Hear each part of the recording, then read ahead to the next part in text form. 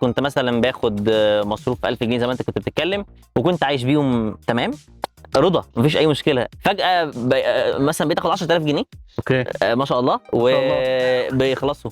ما في الناس اخر حاجه. عندها خلط ما بين انا محتاج وانا عايز، ودي حاجه من الاول لازم الانسان يعني يأدبت نفسه على الحياه. فقه الاولويات. بالظبط، فقه الاولويات دي حاجه مهمه جدا. أو كلما اشتريت. هي قواعد كتيره موجوده، والناس زي ما انت قلت هي حاجات فصلت بحثا.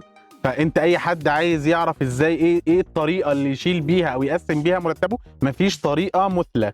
بالك برضو المجتمع بتاعنا احنا مش من واحنا صغيرين متربيين على هذه المايند سيت، الطريقه اللي بتفكر بيها الناس اللي مثلا ممكن يكونوا بره بيتربوا من هم صغيرين ان هم يفكروا بيها فكره ان انا ابقى بدخر وبستثمر وبشيل فلوس.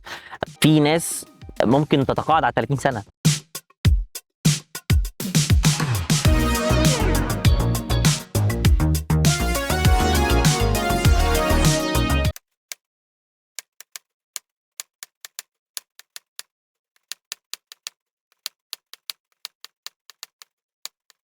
اهلا وسهلا بيكم في حلقه جديده من كلام اوفر فلو، البرنامج اللي بيساعد الايرلي كارير تك بروفيشنالز اللي هم ياخدوا جامب ستارت كده هوت عشان خاطر يبداوا في الكارير بتاعهم.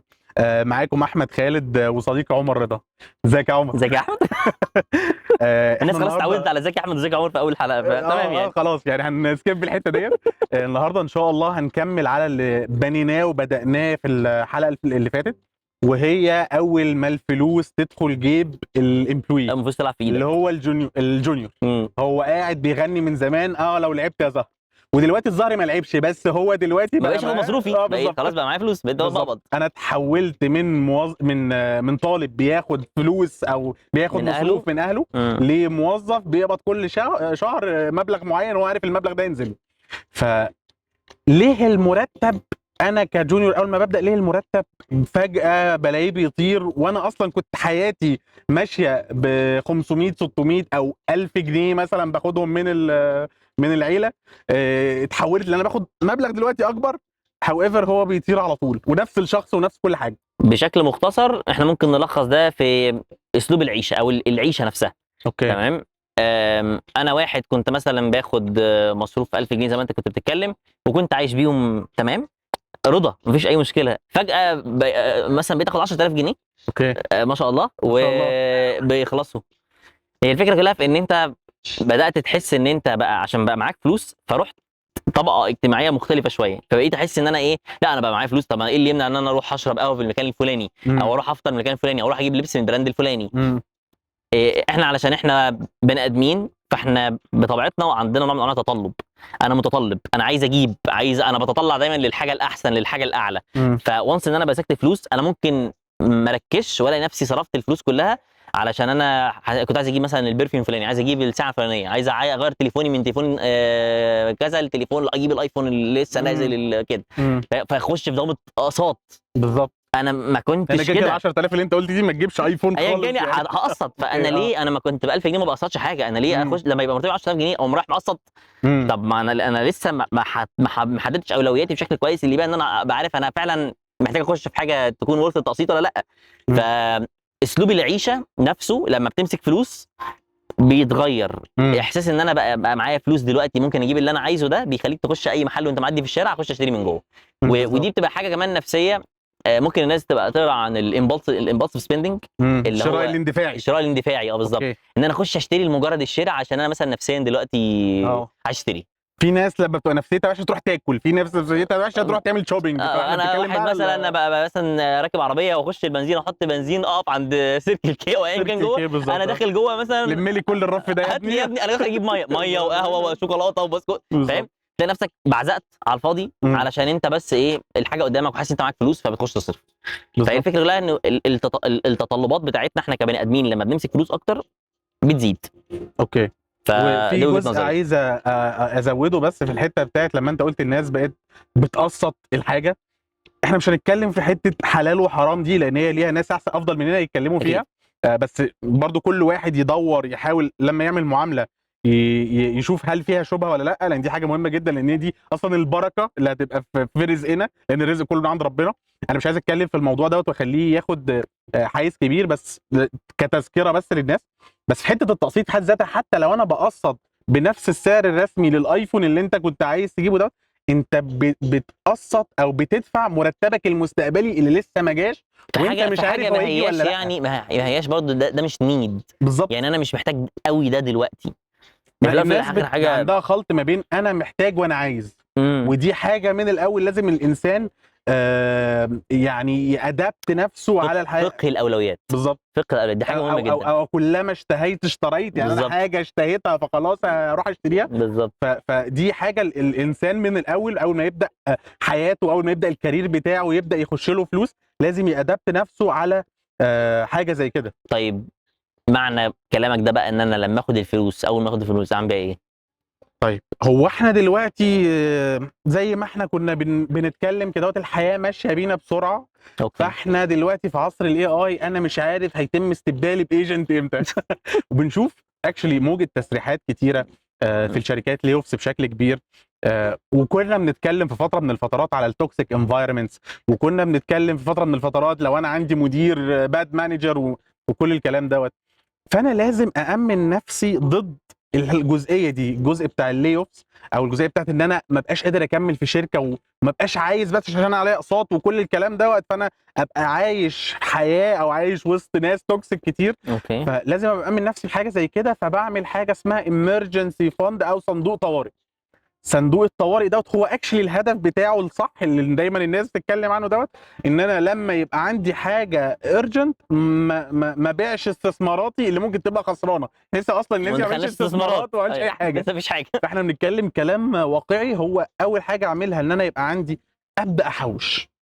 احنا لسه هنتكلم بقى، يعني اصلا الانسان عشان خاطر نقول له ونتكلم قدام احنا هنحوش كاش ولا هنحوش ذهب ولا، اصلا محتاج تبقى عارف او تحط ان انا السكيل محتاج عندك ديت احوش. بتاعت التحويش. أيوة. عارف الحته بتاعت الايجنت، كل ما تعمل ايجنت تضيف له شويه سكيلز. م. انت طالع للحياه لازم كل شويه تضيف سكيلز ليك، من ضمن السكيلز بتاعت التحويش الادخار. اوكي. لان هو بالفلوس الزياده دي انت هتبدا تعمل بيها حاجات قدام، او هتحتاجها قدام. خلينا بنقول دلوقتي بس هي حته اللي يقف ان انت تبقى مأمن نفسك من ضد الحاجات دي كلها. فعلشان كده انت محتاج صندوق ادخار ببساطه. الصندوق الامرجنسي فاند دوت، يعني عشان خاطر تبقى مأمن نفسك من 3 ل 6 شهور. دايما الناس بتقول كده، اللي بيعرفوا الحته ديت يقول لك من 3 ل 6 شهور. لو انا قعدت في بيتي من دخلي، من احتياجاتي، من احتياجاتي، مش من يعني مش مثلا باخد 10000 جنيه فمحتاج اشيل من 30 ل 60000. انا بالظبط. اوكي. يعني لا، انا دلوقتي باخد 10000 جنيه، انا احتياجاتي عشان خاطر ممكن يبقى في حد عايش ب 2000 جنيه ربنا يكرمه، ما اعرفش هو ممكن يبقى عايش بيها ازاي. أوكي. بس هنفترض احنا بنقول كده كده بياخد 10 جنيه وهو عايش ب 3 جنيه ب 4 جنيه. فهو بال 4 جنيه دي هي احتياجاته، فيبقى عنده من 3 ل 6 شهور بيها. اوكي. فدي حاجه مهمه جدا الواحد قبل ما يفكر في انه يستثمر في حاجه. انا الاول، احنا لسه الناس خارجه ما تعرفش يعني ايه استثمار، غالبيه الناس يعني هو دلوقتي بقى في سنه كده الموضوع بيلمع قدام الناس بتاع، بس يعني ده اولويه. لا الاول بالزبط. ان انا بالظبط احوش فلوس، اشيل فلوس على جنب. بعد كده هنتكلم ايه اكتر طريقه صحيحه ان انا اشيل بيها او ادخر بيها واعمل بيها الامرجنسي فاند دوت. اوكي. بس عايزين اصلا نحط في دماغ الناس ديت الكونسيبت بتاع التحويش، الكونسيبت بالظبط بتاع ان انا ايه هبدا اعمل ادخار. اوكي. طيب انا دلوقتي عملت ادخار، بس انا عشان اعمل ادخار انا بعمل ادخار منين؟ من مرتبي. صح. فانا عايزك تكلمني انا ازاي ممكن اقسم المرتب بتاعي. انا بيجي لي 10 جنيه اقسمها ازاي؟ بص، دي حاجه في كذا ريسيرش كتيره فيها انا عارف فيها وكذا طريقه، والموضوع يعني قتل بحثا. بالظبط. كل واحد وحسب ما الوضع اللي يريحه. الفكره كلها ان انت اكون عارف ان انا مثلا مصاريفي الشهريه اللي هي ما بتتغيرش ثابته، مثلا 50% من مرتبي. اكلي وشربي وكهربتي والميه والغاز والحاجات، لو انت فاتح بيت، المتطلبات معيشه البيت، اوكي، هنفترض انها 50% بالنسبه لك. اوكي. ممكن بالنسبه لغيرك ده رقم كبير، يعني ممكن يبقى بالنسبه له 30% بس كفايه. ايا كان، انت اللي بتحدد. هي بتعتمد على اللايف ستايل والمرتب. بالظبط، يعني انت اللي بتحدد اجمالي معيشتك ده النسب. بيساوي قد ايه نسبه من اجمالي دخلك. فده جزء للمعيشه. في جزء فور فن، يعني انت ممكن يبقى عندك جزء انا بنبسط بيه، بخرج بيه، بجيب حاجه نفسي فيها، بس مش هتحط الحاجات اللي انت نفسك تجيبها من ميزانيه بيتك. اكيد. تمام. وما تبقى من ذلك ممكن تدخر او تحوشه. اوكي. باي شكل من الاشكال بقى اللي احنا ممكن نتكلم فيها بعد كده. بس دي مثلا واحده من المعادلات الكومن، ال 50 30 20. اوكي. في معادلات تانية تلاتينات، في ناس بتمشي تلاتينات، في ناس بتمشي اصغر، اكتر اصغر من كده، على ستة كاتيجوريز. مم. الديبند، مم. وعلى حسب ما انت تلاقي الطريقه اللي انت بالنسبه لك مريحه توكل على الله وامشي فيها. المهم ان يبقى في جزء من دخلك انت بتدخره 10%، 20%، وما زاد كان احسن. وانت في الاول يعني طول ما انت لسه ما عندكش التزامات، اكيد. شيل على قد ما تقدر. مم. يعني انا لسه ما فيش بيت، ما فيش مسؤوليه، ما فيش حاجه، مصروفك بس يا باشا اصرف اصرف اقل بير القليل، مينيمم. اقل القليل، والباقي كله شيله. اكيد. انت حتى هتحتاج ده لما تيجي تفكر ان انت تاخد خطوه ما، ان انت مثلا يبقى عندك بيت واسره اول حاجه هتسند عليها الفلوس اللي انت عمال تشيلها دي. مهم. ده بسم الله الرحمن الرحيم يعني.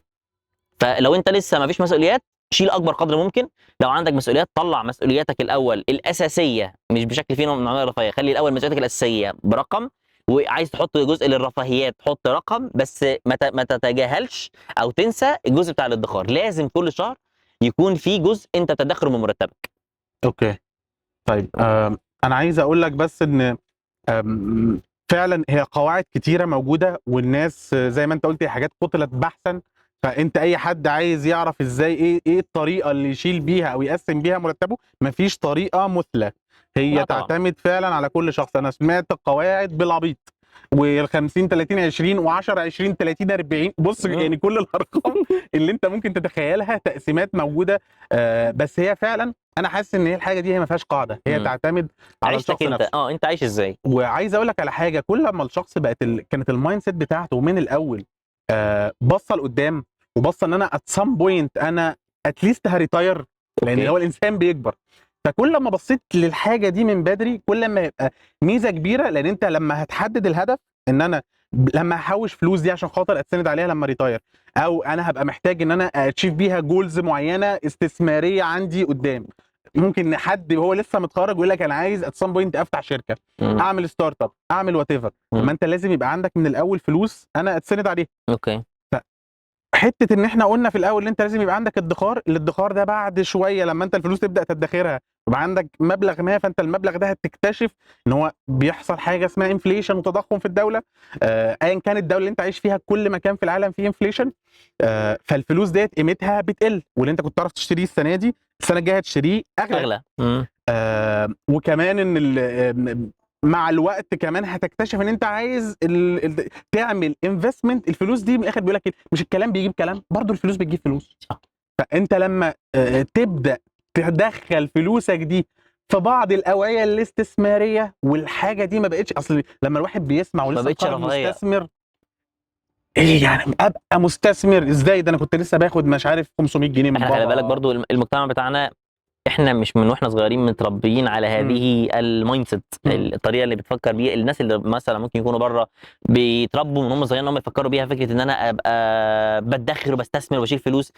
في ناس ممكن تتقاعد على 30 سنه. انا 30 سنه انا مش عايز اكمل يا جماعه في القطاع الخاص ده، انا مش هشتغل، انا عايز اقعد في البيت. وعملت من وانا بدات شغل من 20 سنه مثلا، من وانا عندي 20 سنه، في 8 سنين دي في ولا 8 10 سنين امن يا باشا المستقبل كله. بس ده ريسكي موت والله ده جول، هو حط جول. اوكي. الفكره ان المايند سيت نفسها مش موجوده عندنا اصلا. أوكي. يعني دي حاجه من الحاجات اللي انا ممكن بص تبقى مش للريتايرمنت، موجوده. الناس بتبقى معتمده على ان في معاش هاخده وخلاص، مش عارفه ان المعاش دوت ات سام بوينت هو يبقى ولا حاجه. لما التامينات تقع بدور على معاش. بالظبط. بدور على معاش. بالظبط. طيب خليني اقول لك على حاجه برضو، على ذكر الجزئيه بتاعت الاوعيه الادخاريه دي. اشيل فلوسي جنيه، ولا انا لازم اشتري ذهب ودولار والحاجات دي؟ يعني اشيل فلوسي ازاي؟ بص، هو مبدئيا مفيش حاجه اسمها اشتري دولار في مصر غير من الاماكن المنوط بيها بيع الدولار. اوكي. غير كده انت هتخش في قضيه بتاعه عمله، وكنا بنشوف الناس بيتقبض عليها بيتقبض عليها قدام البنوك. فحته ان انا اشتري دولار، لو انت عندك مصدر دخل دولاري فايتس اوكي. لو انت ده انا بتكلم لسه ما ردتش على سؤالك، بس انا بقول لو انت تعرف تشتري الدولار من البنك بشكل ما قانوني، بحيث مثلا كنت مسافر او دبرت عمله وبقى معاك فلوس فانت هتشيلها. فهو ده لو انت معاك دولار يفضل دايما ان انت الامرجنسي فاند، في ريسك يعني. بالظبط، الامرجنسي فاند اللي معاك دوت تخليه بعمله مستقره. أوكي. والله انت شايف ان الجنيه مستقر، قشطه. شايف ان الدولار مستقر، تمام. قشطه برضه. شايف ان اليورو مستقر، ايا كان. حاول ممكن برضو تنوع، ما يبقاش كله دولار، ما يبقاش كله جنيه، ما يبقاش كله. عشان لو لا قدر الله جيت في فتره مثلا الدولار مثلا قيمته قلت، ما تقعدش تبقى متضايق على فلوسك يعني. بالظبط. وحته لما انا اقول برضو الفريش جراد اشتري ذهب، تصدق تخيل لما نقول مثلا جرام الذهب في رينج افريج 7000 جنيه، دلوقتي نازل شويه بعد كده يطلع تاني. فالفريش جراد ده فيه كام 7000 جنيه موجوده في مرتبه عشان اقول له روح اشتري ذهب. فانا بحس ان الحاجه ديت او النصيحه دي بتبقى شويه مش للتارجت اودينس دول. اوكي. هاو ايفر لما انا اقول لهم ان في حاجه اسمها فراكشن انفستمنت، ان انا ممكن اشتري في بعض الابلكيشنز دلوقتي بقت موجوده تقدروا تسيرشوا عليها، بتبيع بالملي جرام. فانت هتحط مثلا 200 جنيه 300 جنيه 500 جنيه هتقدر تشتري بيهم ذهب. انا مش بماركت الابلكيشن دي، انا كل حاجه بقولها لك من فضلك اتاكد من هل هي مطابقه للشريعه ولا لا. بس هي الافكار ديت هي الفكره فيها ان هي بيقال ان هي مطابقه للشريعه، انت مسؤول عن قرارك. انا مش بقول لك اعمل ايه وما تعملش ايه، انا بقول لك انا ممكن ابقى بفكر ازاي. انا لو مش معايا فلوس كبيره ان انا اشتري 5 جرام او حتى جرام ذهب اللي هو ممكن يبقى ب 7000 جنيه او وات ايفر، انا لا، انا مش هروح احط نفسي في الحته دي دلوقتي طالما انا مش مستعد لها. لا، انا ممكن اخش في الابلكيشن دي. في بعض دلوقتي الادوات برضو الاستثماريه او الصناديق اللي موجوده في البورصه المصريه اللي بتشرف عليها هيئه الرقابه الماليه، بتخليك ان انت تشتري بمبلغ ما حتى لو بسيط، يمكن من اول 20 جنيه و30 جنيه و50 جنيه شهاده. الشهاده دي طبعا هي حاجه مش بتمسكها بايدك، مش شهاده بتمسكها بايدك، لا، هي بيبقى فيه الصناديق ديت زي فكره الاسهم الستوكس، بتبقى حاجه فيرتشوال كده اهوت. انت بتبقى متعاقد مع الشركه دي تحت اشراف هيئه الرقابه الماليه ان انت بتشتري جزء ما كومبيرد الذهب. لما الذهب بيغلى في السوق برضو الشهاده دي بتطلع، ولما الذهب بيرخص الشهاده دي سعرها بينزل. اوكي. فانت ممكن من دلوقتي لما بنقول الناس تبدا تدخر، فكر في كل حاجه. انا هبدا احوش فلوس كاش، هبدا اشتري وطبعا الفلوس دي ممكن تبقى سله عملات زي ما احنا لسه قايلين. هبدا اشتري ذهب سواء حاجه فراكشنال انفستمنت او هشتريه حاجه ملموسه. هبدا ابص ان في حاجه اسمها بورصه، واكشلي دي حاجه ممكن نقول اللي هي ايه، ليها ميزتين. ميزه لما انت تبقى داخل في البورصه في الشركات المصريه الواعده، انت بتحرك فلوسك في اقتصاد البلد، فانت بتساعد بشكل ما مصر. ومين ما بيحبش مصر؟ فانت بتساعد اكشلي الشركات ديت ان هي تموف، وبالتالي العوائد بتاعتها بترجع بتبقى موجوده جوه البلد. دي حاجه. والحاجه الثانيه انت بتحمي فلوسك من حته الانفليشن. انا يير اوفر يير انا بلاقي ان انا فلوسي ان شاء الله بتزيد، وكمان اعلى من عوائد الشهادات يعني اللي هي موجوده البنوك. في البنوك. مش برضو بتكلم ان هي حلال ولا حرام، بس انا بقول لك لو هي اصلا الشركات دي مش بتعمل اعلى من البنك، فهي كانت هتاخد كل فلوسها تحطها في البنك وخلاص، ما كانتش هتعمل، مظبوط. مش هيبقى فيه صناعه وما الى ذلك. مظبوط. طيب انا دلوقتي احنا اتكلمنا في انا احوش بالجنيه ولا بالدولار وما الى ذلك، بس يا عمر احنا كنا ذكرنا الحته بتاعه التقاعد كده. فهل انا واحد لسه متخرج جديد، هل انا من دلوقتي وانا عندي 22 سنه ابص الحاجه هتحصل كمان 38 سنه ولا 48 ايا كان، يعني الانسان قاعد 60 70 بقى يشوف هو اوكي. هبص لده من دلوقتي؟ انا لسه قايل لك ايه من شويه، في ناس بتتقاعد على 30. بس ده بقول لك اجريسيف يعني، ده دي الشاذ اللي في القاعده، بس في العموم الفكره انه بيبص على ده، مش بتكلم على انه شاذ او لا، الفكره لا انه بيبص على ده. يعني هو الراجل الطبيعي ان انا ابقى داخل وانا عامل حساب لما اجي اطلع انا هعمل ايه. الناس الفكره كلها ان احنا برضو المصريين عموما مش بيبصوا لده بشكل كافي. بره ده شيء طبيعي ان الناس بتفكر فيه. العادي ال 41 كي بلان حاجه كومن مشهوره قوي في امريكا. في اوروبا في شركات بتسبورت الناس في انهم يحافظوا على ان هم بتستقطع جزء من مرتباتهم علشان تامن لهم ده بعد المعاش ايا كان. الكونسبت موجود، الناس بتفكر في ده، احنا ما بنفكرش في ده، احنا بنزق اليوم بيومه. تمام. الطبيعي ان انت كطالب، انا ما قلتلكش تفكر فيه بشكل مبالغ فيه، لا، بس حط خطه واللي بيها ان انا مثلا عايز افضل شغال واشيل فلوس واحوش علشان عند سن ال 40 ال 50 ايا كان مع وقت ما انت عايز لو تتقاعد. تقاعد سن الطبيعي 60 ايا كان عادي. عايز لما اتقاعد يكون معايا كذا. طب ما تخليها على الله يا عمر، ويعني ونعم بالله، هي على الله. احنا كلنا بنستعين بالله في اي حاجه، ده شيء مفروغ منه. بس الوضع بتاع الفتره الزمنيه اللي احنا عايشين فيها دي انا حاسس انه وقت مثلا لو كان والدي ووالدك زمان، او مثلا اهاليهم جدودنا، الناس دي كانت وقتها الدنيا بتاعت ان انا امشي يوم بيوم وما الى ذلك بتميك سنس قوي، علشان التغيرات اللي بتحصل على مدار السنين ما كانتش يعني اجريسيف بالشكل اللي احنا مثلا بنشوفه دلوقتي.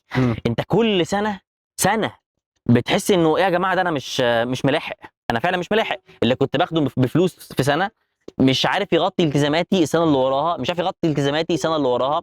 ده في أي حته، مش في مصر بس. فانت محتاج ان انت تتهيأ معيشيا وفكريا للفتره اللي قدام دي، فيما بعد انا عايز اعمل ايه، او فيما بعد انا ممكن عايز اسيب الكارير اصلا واعمل حاجه بره عن القصه دي خالص. عايز اشتغل في التجاره، عايز اشتغل في اي حاجه مالهاش علاقه بالقطاع التقني عادي. الفكره كلها انك تحط جول، وان انا عايز اخرج، او انا عايز لما اوصل للمرحله دي عمريا اكون حققت الجول بتاعي ده، اكون بقى عندي مدخرات، اكون استثمرت فلوسي في ذهب، في بورصه، في ايا كان اللي بيها ان انا اوصل للجول ده. ده هيخلي طول ما انت الجول ده موجود، ده هيخليك كل شهر تفكر ان انت محتاج تلتزم بالجول ده. فمحتاج كل شهر ان انا اشيل فلوس، سواء بقى هشيلها كاش، هستثمرها في ذهب، هستثمرها في بورصه، ايا كان اللي بيها ان انا دايما يكون في بالي الجول اللي انا حاطه عند المرحله العمريه اللي انا عايز ايه اعمل، اللي اطلع معاش فيها، او ان انا ابطل اشتغل فيها، ايا كان. طول ما انا حاطط ده في عند الاعتبار هبقى بفكر فيه وانا باخد الفلوس بتاعتي كل شهر، فهيحجمني شويه في قصه الصرف.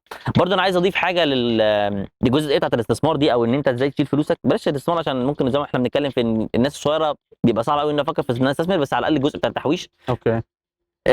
زي ما احمد قال، انت ممكن تحوش في البورصه، ممكن تحوش في الذهب، ممكن تسيب فلوسك جنيه.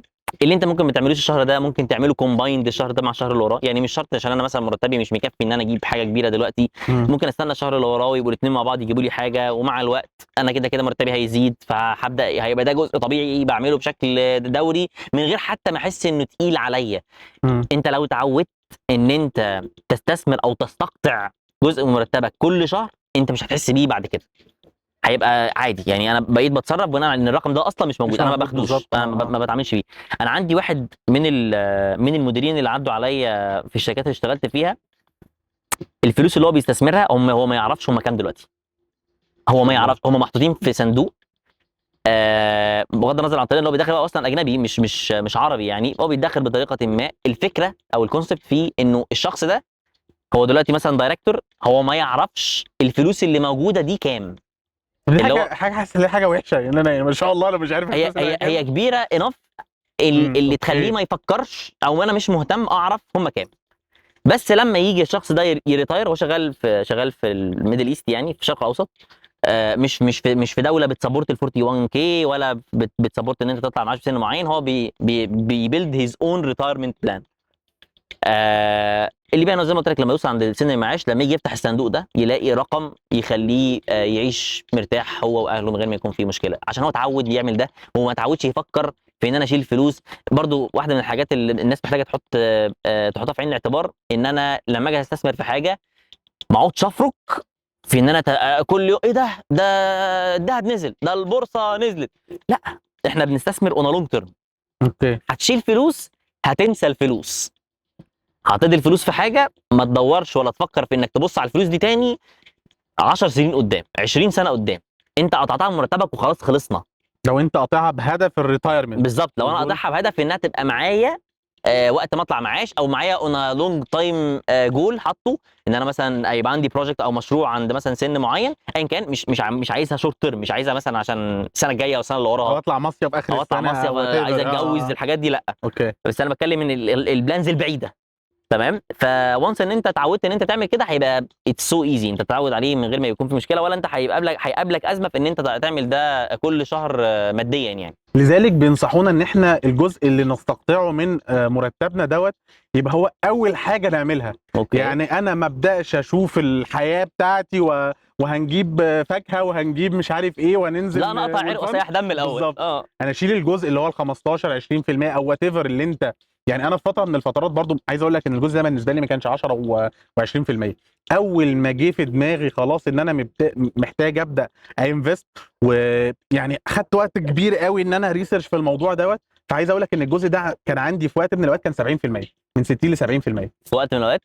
وقت من الاوقات اوكي انا ما كانش عندي التزامات كبيره، اوكي انا عايش لسه مع بابا وماما في البيت يعني ربنا يخليهم، فما كانش في عندي طبعا ولا ايجار بدفعه ولا كان في ميه وكهرباء وغاز ومش عارف ايه. لا انا كان في 30% اهاف فن بيهم، واجيب بيهم مثلا هدوم، اجيب بيهم مش عارف ايه لو في حاجه ليها علاقه بالمواصلات او وات ايفر.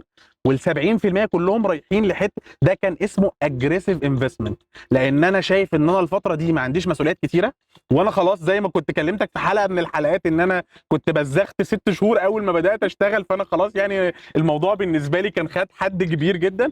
فاول ما بدات افوكس في الموضوع دوت فقلت انا هعمل اجريسيف انفستمنت. ليه انا اتقاعد وانا عندي 60 سنه؟ لا ممكن اتقاعد وانا عندي 45 سنه. هو اصلا حته التقاعد ديت ان انا مش بس بشيل فلوس على مع بعض او بستثمرها في البورصه حتى وكده، الفكره ان انا كل ما ببدا بدري زي ما قلنا الفلوس دي بتبقى قيمتها اكبر قدام. ليه؟ عشان حاجه اسمها كومباوند انترست او كومباوند افكت. انا دلوقتي يير اوفر يير انا مش بس ال 1000 جنيه اللي انا خدتها او ال 500 جنيه اللي انا خدتها الشهر ده هي اللي شغاله معايا، لا ده انا فلوس عملتها من قبل كده دخل عليها ال 500 جنيه دي جديده. صح. فانا اوفر تايم بكومباوند. بقى عندي كومباوند. بالظبط الكومباوند ده بيتخلي حتى لو احنا كنا درسناها في الماثيماتكس زمان بتلاقي الحاجه اكسبوننشال اللي هي بتطير فجاه، مش اللي هو بتطلع بشكل تصاعدي تدريجي كده، هي فجاه الداله بتطير. فهي الحته ديت كل ما بدات من بدري وكل ما انت بقت عندك المايند سيت دي من بدري كل ما يبقى اسهل واسرع انك توصل للهدف بتاعك. هي الفكره كمان يا جماعه انه زي ما قلنا في الاول وبنعيد تاني اهو، مفيش كتاب، مفيش حاجه همشي عليها، محدش هيقول لك اعمل كذا وهو ده الطريق وده الصح. احمد بيتكلم في انه مثلا كان في فتره من الفترات اجريسيف بيشيل فلوسه 70% من مرتبه. انا كل فترات تدريبي اللي كانت في الكليه ما خدتش من مرتبي حاجه. انا كنت معتمد ان انا ستيل باخد مصروف انا تمام. بس كل اللي باخده من مرتبي كنت بانفسته، وبعتمد على ان انا ستيل كان لسه قاعد في بيت والدي، ما كانش فيه التزامات لحاجه معينه، وما كنتش حاطط في بالي اي حاجه غير ان انا عايز استثمر فلوسي في حاجه. طبعا بقى لما خلصت الكليه وبدات ان اشتغل، لا خلاص يعني فرملت وبقيت بقى عامل حسبه ومقسم وما الى ذلك. بس الزنقه اللي زنقتها بشكل مبالغ فيه جدا في الاول دي حطتني برضو في حته مش وحشه، يعني حطتني في حته لذيذه في الفتره بتاعت الكليه، فانا استفدت. يعني انا عشان عملت كده وقت ما كنت في الكليه انا طالع باستفاده، زقتني شويه في حياتي الماديه ليتر اون. اوكي. والار اي بتاعتها كان وزن 10 سنين بالنسبه لي، انت لسه شخص عشريناتي انا واستفدت بيها. واوفر اول الفايده بتاعت حاجه زي كده انا شفتها بعدها بكام سنه، ما استنيتش يعني اطلع معاش عشان اشوف فايده حاجه زي كده. لو احنا جينا نتكلم على مثلا الفترات العمريه فيما بعد، انا ممكن لحد دلوقتي مثلا اكون ستيل بعرف ان انا اعمل سيفنج ل 50%. الفكره ان انت دي حاجه بتختلف من شخص للتاني، انت تقدر ان انت تظبط حساباتك كل شهر ازاي. زي ما قلنا حتى لو بقى عندك التزامات، كل ما كانت الفلوس اللي متشاله اكتر انت اللي هتستفيد مش حد تاني. ما تستقلش باي مبلغ انت هتحطه، انت لسه بادئ. فيا جماعه انتوا بتقولوا حاجات من عالم تاني وانتوا ناس بتاخدوا مئات الالوف من الجنيهات. لا هي الموضوع مش كده. هو في وقت من الاوقات الواحد كان بياخد 1000 جنيه، في وقت تاني كان بياخد 2000، في وقت تاني كان بياخد 3 4 فانا من ال 1000 جنيه هشيل 100، طب من ال 2000 هشيل 200. انا شلت ال 2000 كلهم. انت كنت تشيل ال 2000 كلهم. فهو الموضوع بجد على قد المبلغ اللي موجود معاك، محدش بيقول لك هي باي بوك انت محتاج توصل لمليار جنيه لما تخرج من التقاعد عشان خاطر تبقى انت مرتاح ووصلت لمرحله اللي هي الفاينانشال فريدم. لا هي الموضوع مش كده. طيب اعتقد احنا ممكن نستنى على ده ان احنا نبدا ان احنا نسمع اسئله الناس على التوبيك، ولا انت عايز تضيف حاجه ثانيه؟ اكشلي كان حاجه اخيره ممكن نضيفها في الحلقه. كان في جدال وفي خناقه حصلت في سنه 24 سنه 25 اوكي. على موقع فيديليتي، او هي فيديليتي هي بروكرج موجوده في البورصه الامريكيه، او بروكرج موجوده في امريكا برضه بتعمل ريسيرش على الحاجات ديت وبتدي فاينانشال ادفايزري وما الى ذلك. ممكن تعمل ريسيرش يعني على فيديليتي. فهم كانوا مطلعين زي يعني ايه بحث كده، هاو ماتش دو اي نيد تو ريتاير. بتقول لك الفيديليتي ديت كانت رسمه لك زي جراف اوفر اليرز كده. ممكن نبقى نحط برضو اللينك للناس في على اليوتيوب او الكومنتس. اوكي. بيقول لك ان انت لما توصل لسن 30 انت محتاج يبقى معاك 1 اكس من الانوال سالري بتاعك. لما توصل 30 سنه طب تقبض هنقول في السنه 100 جنيه، ده كلها في السنه كلها. فانت لما تتم ال 30 لازم يبقى معاك 100 جنيه انت شايلها على جنب. لسه هنتكلم كمان شايلها على جنب دي في اوكي ايه. اوكي. لما توصل 35 انت محتاج يبقى معاك 200 جنيه اللي هو 2 اكس 2x. من 2 اكس من مرتبك. مم. طب 40 3 اكس لغايه ما توصل لسن التقاعد اللي هو بره 67 سنه، قالت لك انت محتاج يبقى معاك 10 اكس من مرتبك، من اخر مرتب ليك. اوكي. يعني انت هتتقاعد وانت في سن ال 67 ده بره طبعا، يعني احنا عندنا ناس مش في مصر. بتتقاعد في السن ده هنا في مصر، بس هتتقاعد في سن ال 67، فانت محتاج يبقى معاك 10 اكس من اللي انت كنت بتاخده وانت في سن في سن ال 20. 66. سن ال 66 مش سن يا 20. راجل يا نهار 66. ابيض. فانت اخر مرتب ليك هو دوت اللي مضروب انت في 10. بالظبط. الله ينور عليك. اوكي. دي طبعا حصل عليها خناقات كتيره وجدل كبير بس هي بتقول لك انت لو عملت ايه ده؟ يعني الواحد لو كان لو بدأ عنده 20 سنه ب 10 جنيه انت قلت 100 جنيه في السنه، خلينا ندي رقم يعني بيميك مور سنس. على في وقت ال 60 مثلا لو واحد بيقبض 100,000 جنيه فهو محتاج يبقى معاه 10 اكس مليون، محتاج مليون على جنب. بالظبط. اوكي انت طالما وصلت لسن التقاعد فانت اتقطع عنك مصدر الدخل بتاعك اللي هو السالري، اوكي. فانت بس عايش على الريتايرمنت بلان لو انت كنت عاملها، او المعاشات اللي انت لو كنت بتاخدها، والفلوس اللي انت بقى شايلها على جنب. بس يعني ده بيأثر فيه الكومباوند، يعني ال1 اكس وال2 أكيد. اكس ده اكيد اوكي. لان انا بقول لك هي 10 اكس من اخر سالري ليك. طب انت اصلا اخر سالري ليك ده كنت تاخده كل حياتك؟ لا ده طبعا هو الموضوع. وعلى فكره الريسيرش دي متحفظه جدا، هم اصلا كاتبين متحفظه. ديسكليمر ان ده ريسيرش متحفظه، بتعمل حسابها ان انت بتبدا مثلا حياتك من سن ال 25 لغايه سن ال 67. في الفتره دي بيحصل تقلبات في السوق، بيحصل أوكي. حاجات اقتصاديه وازمات عالميه وبيحصل انفليشن بشكل كبير وحروب وكل الكلام ده. هم طالعين رقم متحفظ جدا اللي هو ال 10 اكس. بيقول لك برضو ال 10 اكس ده مش باي بوك، لان في ناس بعد التقاعد بتاعهم الفلوس اللي بيدفعوها او المحتاجينها في حياتهم بتقل شويه. بمعنى ان انا اصلا طول فتره حياتي انا ال 15% ديت كنت بشيلها للادخار. انا خلاص طالما عملت ريتايرمنت انا بشيل بقى ال 15% للادخار. صح. انا جه الوقت ان انا باخد الفلوس دي، فانت ال 15% دي اتشالت من عليك كاعباء، فانت محتاج اكشلي دلوقتي 85% من السالري بتاعك. طيب هل انت محتاج فعلا 85% من السالري بتاعك؟ يقول لك لا، ما انت ال 85% من السالري بتاعك ده كله كنت مثلا بتروح ببنزين الشركه وبترجع منها وما الى ذلك، فدي برضو كلها بتقلل من النفقات بتاعتك. فانت ال 10 اكس ديت ممكن تبقى من احتياجاتك الاساسيه. اوكي.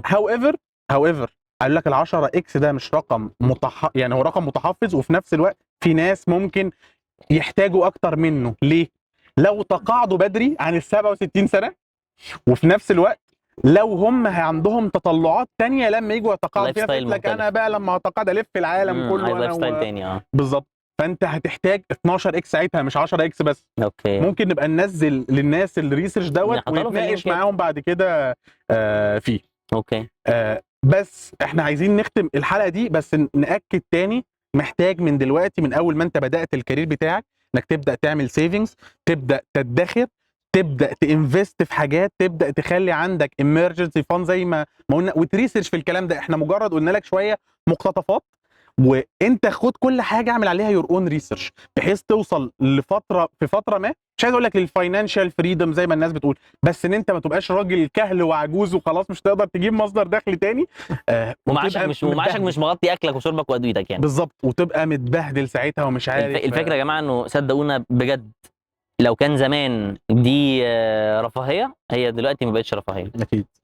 فبكده بقى ننهي معاكم الحلقه دي، وهنستنى الكومنتس بتاعتكم، وهنستنى انتوا تناقشوا معانا في اي حاجه انتوا عندكم فيها كويستشنز، وان شاء الله هرد على كل الكومنتس بتاعتكم ان شاء الله. شكرا ليكم والسلام عليكم. السلام عليكم.